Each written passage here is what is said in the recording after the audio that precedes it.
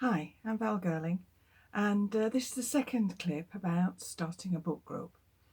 The first one was about a new way of running one. What I'd like to do is give you some more specific ideas, um, in particular, one that you might decide to practice with. This is suggesting some ideas on a historical theme, and I'd like to present you with an idea. So, for example, what we could look at is a book that is a novel that is written about a particular period. So, a fictionalization of particular events, and contrast it with real events, factual writing about the events. And the example I've chosen is the factual events of the occupation, the Nazi occupation of the Channel Islands. Now, what I'm suggesting is that often in groups that want to look at history, for example, some people like to read factual books and some people like to read a fictionalization of it. Personally, I like historical fiction. And often, for example, Philippa Gregory, who writes about the Tudors, uh, she uses real facts, but she embroiders them and fictionalizes them to make them more manageable to somebody like me who doesn't really like to read solid hot fact. But anyway, what I'm suggesting is that the factual book, for example, could be one I've researched, which is Nazi prisons in Britain, uh, political prisoners during the German occupation of Jersey and Guernsey, 1940 to 1945, and it was written by Gilly or Gilly Carr, Gillycarr.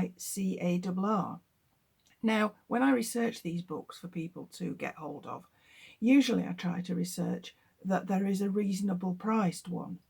I have found in looking for these factual history books, a lot of them are very expensive. And indeed, the hardback version for this is $19.99, but you can get it on Kindle for $8.99.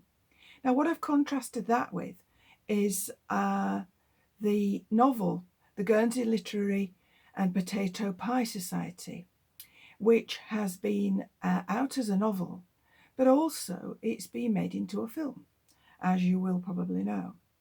And in my book club, we looked at the novel and we watched the film and we compared and contrasted the treatment, for example, in this particular instance, of the Nazi prisoners in Guernsey. And what was new to us about it, because a lot of us didn't know about that at all.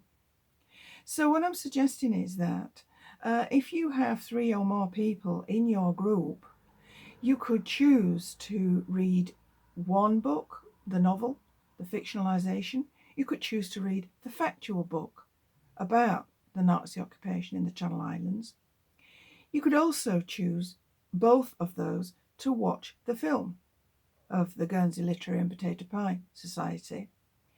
And there would be then a very interesting discussion about the differences between the book and the film of the Guernsey Literary Potato and Pie Society, but also the difference between what one might have learnt about the situation in Guernsey from the novel and the film compared to the reality of the situation when you read factual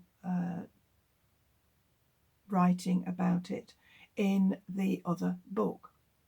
So it would be good then for you to give this a try.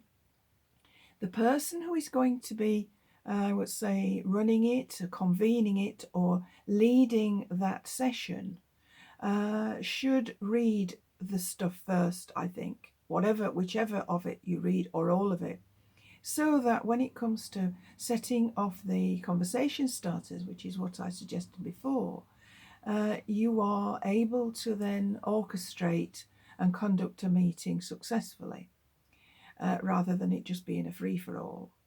And I do feel that whilst everyone might make notes on these different things as we read these things, because we might forget the salient points that we want to make, try to keep the conversation lively and moving forward in a flexible way, rather than having people just reading things out, which can become a very stodgy sort of situation for these book groups. So I encourage you then to give it a try, and I will be posting then much more information about the different types of books, the genre, and different ways of looking at books in my next clip for next week. Anyway, I do hope that you enjoy this idea. Even if you don't take this idea, you could research some of your own and look at some of the different situations that you might choose. Anyway, happy reading, happy watching, happy talking. Bye.